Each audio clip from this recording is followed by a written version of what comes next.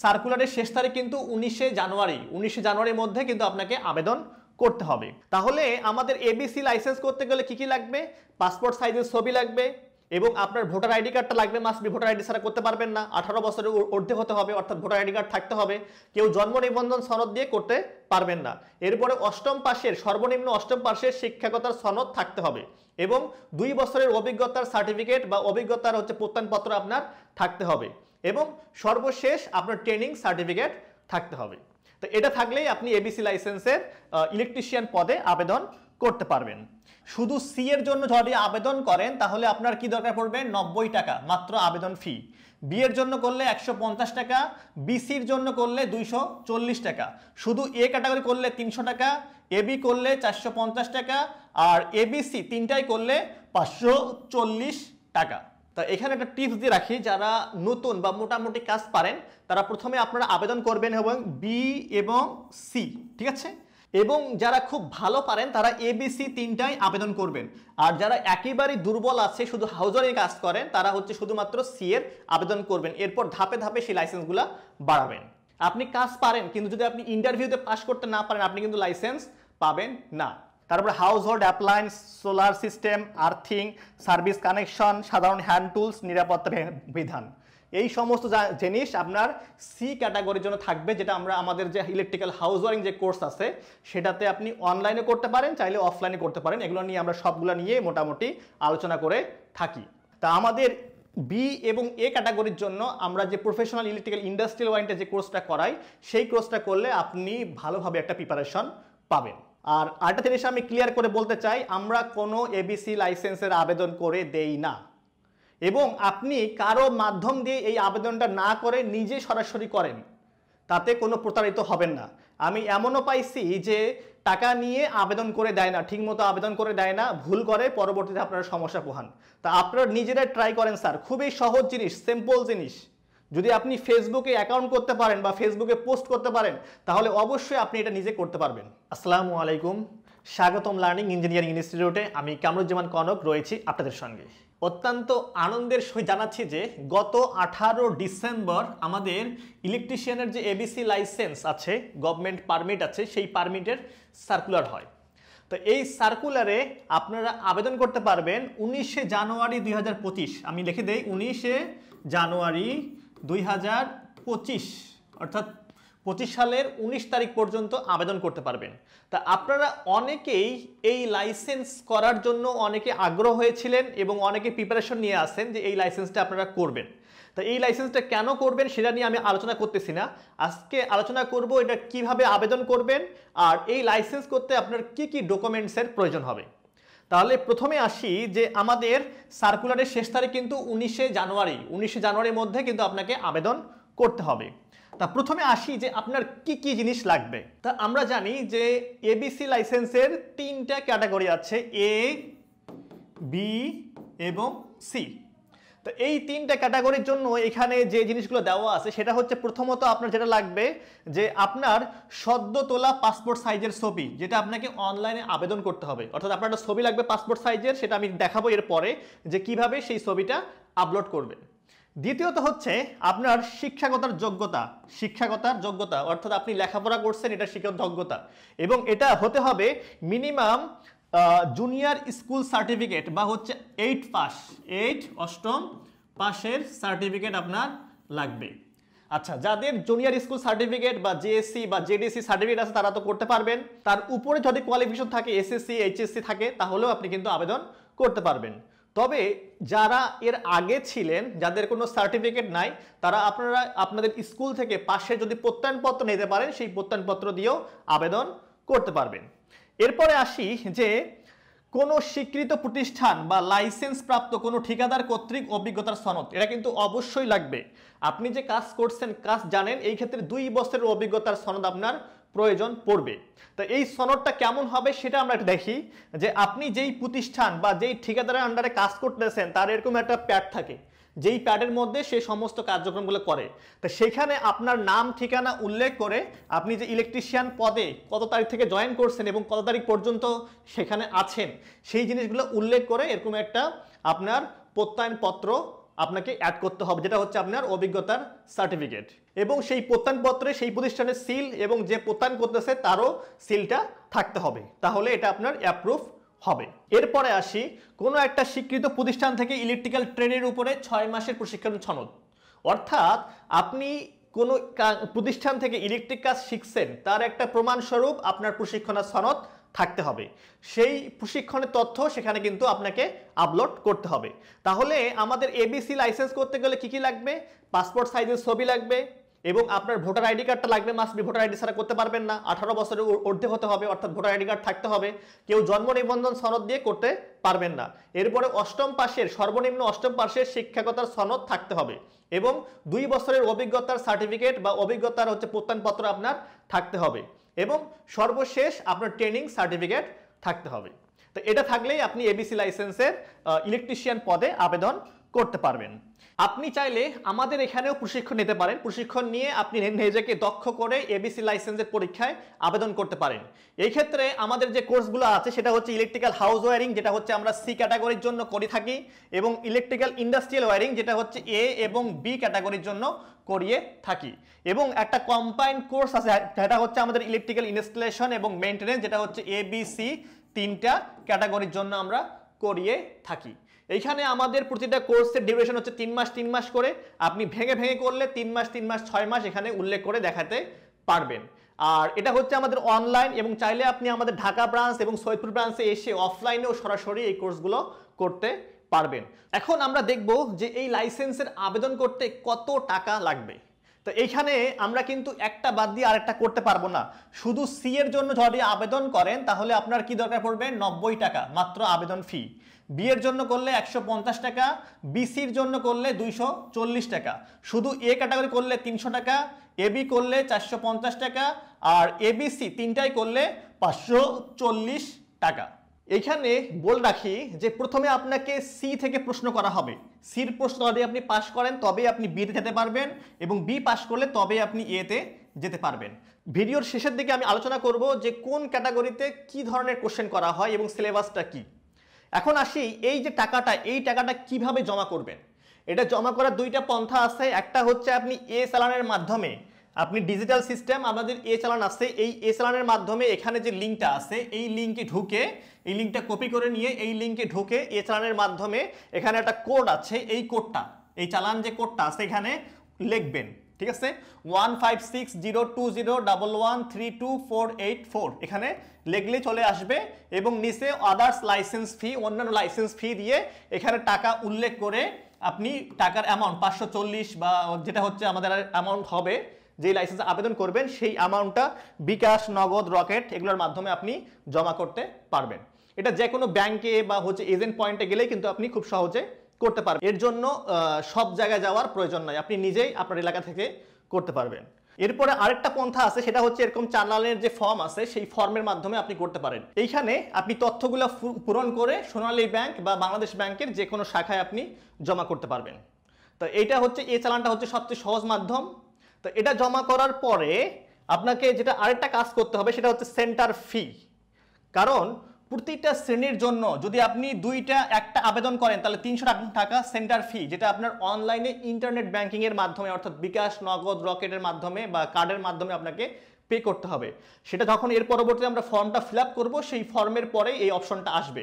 যদি আপনি 3টা আবেদন করেন তাহলে 3 তিরিকে 900 টাকা, আর যদি 2টা করেন তাহলে হচ্ছে 600 টাকা, আর যদি একটা করেন তাহলে 300 টাকা জমা করতে হবে। এই ফিটা কিন্তু যাবে হচ্ছে আপনার ব্যাংকে, আর এই ফিটা কিন্তু মোবাইল ব্যাংকের মাধ্যমে আবেদনের সময় আপনাকে জমা করতে হবে।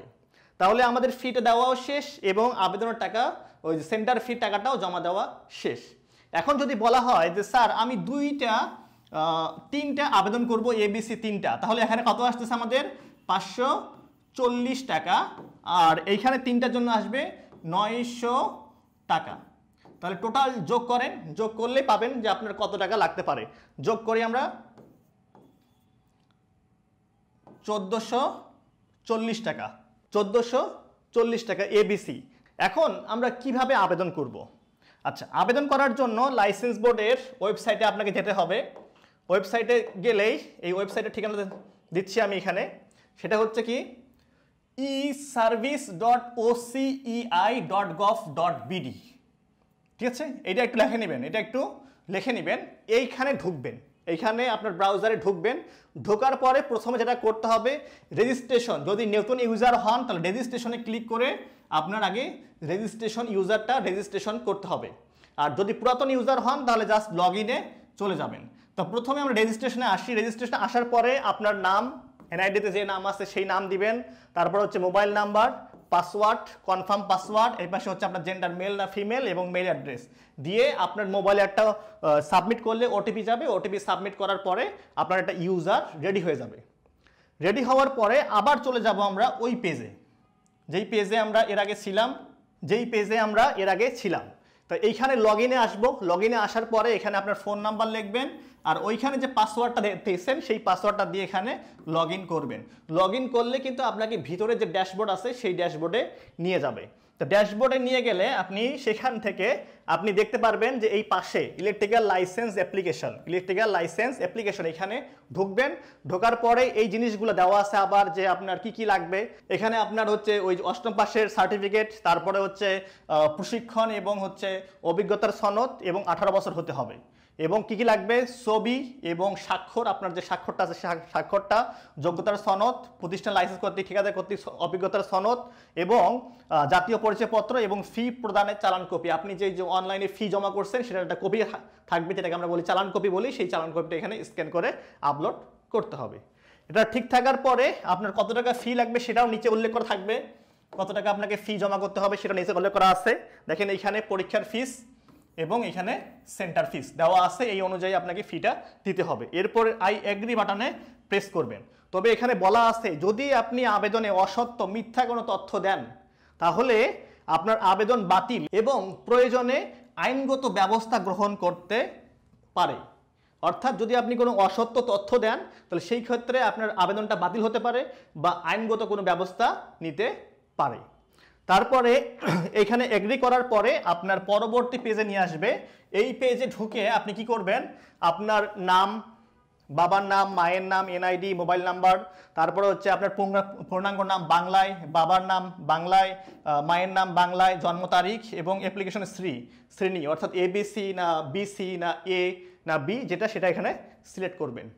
এই তথ্যটা ফিল আপ করার পরে নিচে দেখবেন আরেকটা তথ্য আছে, সেখানে হচ্ছে আপনার স্থায়ী ঠিকানা এবং বর্তমান ঠিকানাটা এখানে উল্লেখ করবেন। এরপরে নিচে যাবেন, নিচে আপনার কি চাবে, আপনার চাবে হচ্ছে এডুকেশনাল কোয়ালিফিকেশন, অর্থাৎ আপনার অষ্টম পাস, মিনিমামের অষ্টম পাশের যে আপনার সনদটা আছে সেই সনদটা এখানে স্ক্যান করে এখানে আপলোড করতে হবে এবং তার তথ্যগুলা অর্থাৎ subject, exam name, subject, institution, passing year, GPA বা class, first class, second class এবং রোল বা আইডি এগুলো উল্লেখ করে আপনাকে সাবমিট করতে হবে। এরপর ট্রেনিং সার্টিফিকেট, অর্থাৎ এখান থেকে ট্রেনিং করছেন, যদি আমাদের এখান থেকে করেন তাহলে হচ্ছে ট্রেনিং নেম অর্থাৎ প্রফেশনাল ইলেকট্রিক্যাল হাউস ওয়ারিং, তারপরে হচ্ছে institute, learning engineering institute, duration কত মাসের এটা উল্লেখ করবেন। আর যদি একাধিক করে থাকেন তাহলে অ্যাড আছে, এই অ্যাড অপশনে ক্লিক করে কিন্তু আপনি একাধিক সার্টিফিকেট এখানে আপলোড করতে পারবেন।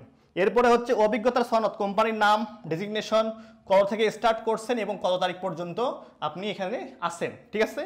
এটা দেওয়ার পরে এখানে আপনি অ্যাড করবেন। এগুলো সব দেওয়া হয়ে গেলে নিচে যে অপশন থাকবে সেখানে হচ্ছে আপনার ছবি, সেখানে হচ্ছে আপনার এরপরে হচ্ছে আপনার এনআইডি কার্ডের পিডিএফ কপি এখানে আপলোড করতে হবে, আপনার ছবি এবং আপনার সিগনেচার আপলোড করার পরে এখানে টিক মার্ক দিয়ে আপনি নেক্সট পেজে যাবেন এবং সেখান থেকে আপনি কনফার্ম করবেন এবং সেন্টার ফিতে জমা করবেন। জমা করার পরে আপনাকে একটা ফাইনাল সাবমিটের অপশন দিবে, সেই ফাইনাল সাবমিটে যা ফাইনাল সাবমিট করবেন। আচ্ছা, ফাইনাল সাবমিট করার আগে আপনি যদি কোনো এডিট করতে চান এডিট করতে পারবেন, কিন্তু যদি ফাইনাল সাবমিট করে ফেলেন তখন কিন্তু আর এডিট করার কোনো অপশন থাকবে না। তো এইভাবে আপনি একটা এবিসি লাইসেন্সের আবেদন করতে পারেন। এখন আসি যে এবিসি লাইসেন্সের পরীক্ষা কি কি সিলেবাস হতে পারে। সিলেবাসটা নিয়ে একটু সংক্ষেপে আলোচনা করব, কারণ অনেকেই জানা উচিত। অনেকেই বলেন যে স্যার আমি কাজ পারি, আমি কি লাইসেন্স পাবো?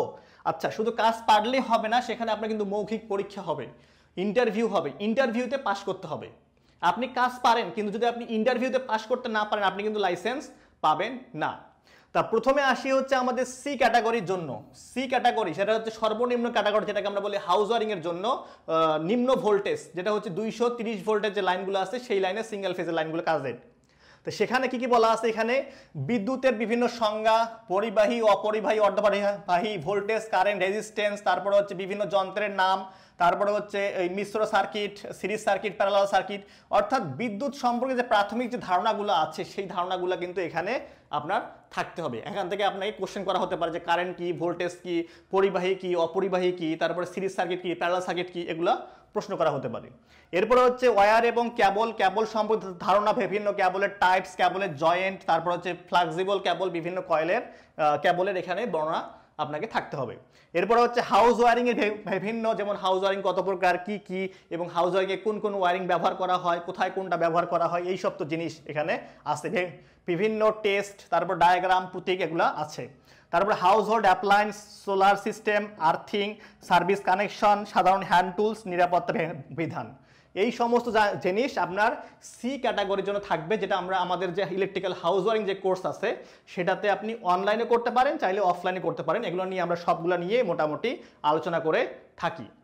এরপরে আছে হচ্ছে বি ক্যাটাগরির জন্য। বি ক্যাটাগরির জন্য হচ্ছে আমাদের DC generator, DC motor, AC generator, AC motor, lift, current, এগুলা। বিশেষ করে এসি মোটরের ক্ষেত্রে, যেমন এসি মোটরের মূলনীতি, নাম, গঠন, starting, star delta, doll starter, এগুলো সম্পর্কে আপনাকে ভালো ধারণা থাকতে হবে।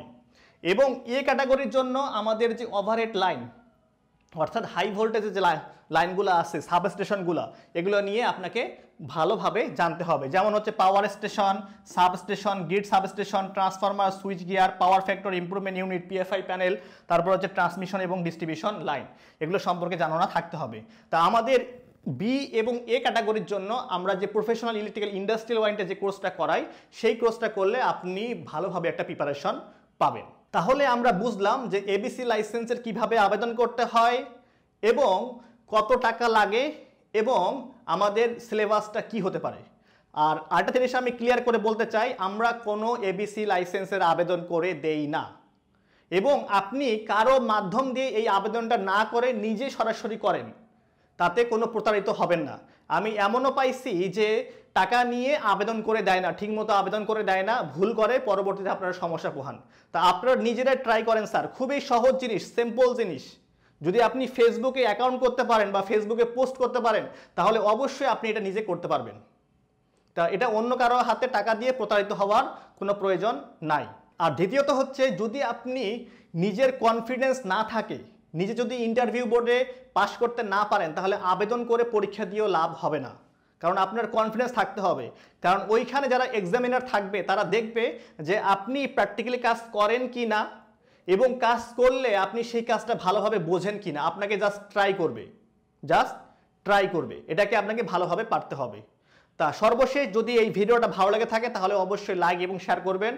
আর একটা কথা আমি বারবার বলি যে নিজে ভালো থাকবেন, অপরকে ভালো রাখবেন। ধন্যবাদ।